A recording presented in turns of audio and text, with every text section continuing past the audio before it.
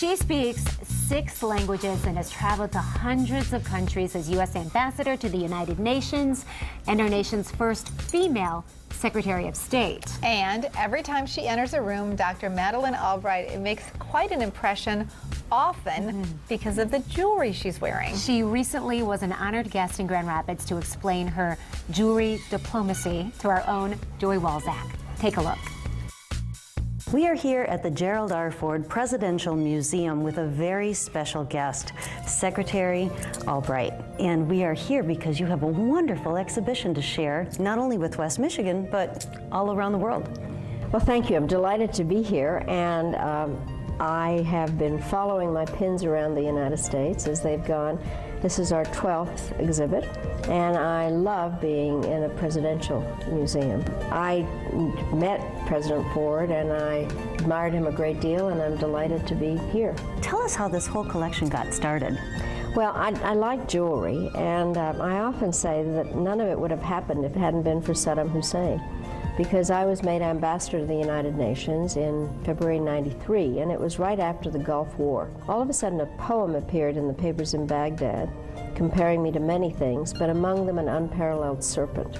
So I happened to have a snake pin, and I decided to wear it when we dealt with Iraq. Then, when I was talking to the press, somebody looked at the snake pin and said, "Why are you doing that?" And I said, "Because Saddam Hussein compared me to an unparalleled serpent." And then I thought, well, this is fun. So I went out and I bought a lot of costume jewelry that I thought would reflect the kinds of things we were going to do. So on good days, I wore flowers and butterflies and balloon, and on bad days, insects and snakes and bad animals. So the other ambassadors would say, "What are we going to do today?" And I said, "Read my pins," and that's how the whole thing started. I love the way you infuse humor into what you're sharing all around the world. Do you find that's a good tool for relationship building? Definitely. I think that, you know, life can be pretty grim, and when you're the chief diplomat, you have some pretty tough messages to deliver, but ultimately, I think humor is always an important part. Sometimes people are a little bit surprised that I actually can be funny, but I think it is important. I really do. And you can deflect some things and change the mood. I found great advantage in many ways to being a woman Secretary of State, because you start out having pleasant conversations and a little humor, and then I would say, "I have come a long way, so I must be frank," and then I would let them have it in terms of what we were trying to do. The pin you're wearing today, can you share with us what it is and why you chose it? Well, it's a rendition of the Statue of Liberty, and I think it's patriotic. I love that when I'm going to a patriotic place like a presidential museum. For me, so much about America is the Statue of Liberty. I wasn't born here. I came to the United States as an 11-year-old in 1948, and we arrived on a ship called the SS America, and we sailed by the Statue of Liberty. So I really do feel that I was greeted by the Statue of Liberty, and every time I go to New York or fly over, see it, and I think, you know, it is symbolic of every way, and very much a part of today's discussion.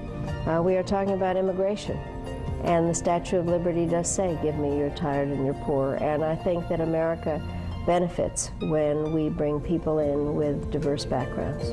Your pins share with us a lot of different stories. What message do you want the people who are going to see them here in West Michigan to take away from this exhibit?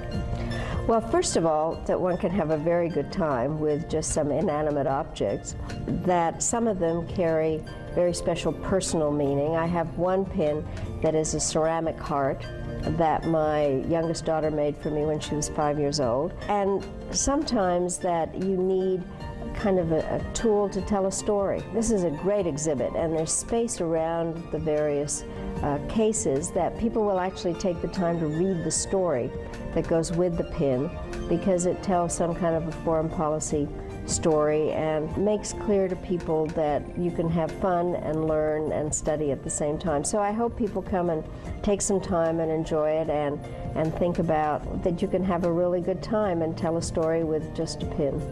Well, thank you so much for sharing your time with us today and this exhibit as well with West Michigan.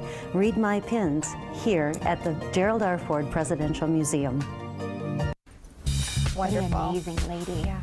I So love the story accomplished. too, because you know, when you are in a position like being Secretary of State, being an ambassador, you often have to wear such subdued clothing. And for somebody with such a great sense of style, how nice for her to be able to say, this is how I'm going to be expressive of my style and my fashion. Yeah, and there are so many of her pins on display right now at the Ford Museum. Some great gifts from world leaders and others that are even expensive, like costume jewelry, a wide variety. Wonderful. She told Joy that she has lots more at home, and she even bought several in the museum gift shop while she was here in West They Michigan. have a great gift shop. If you have never stopped by their gift shop, it really is fantastic.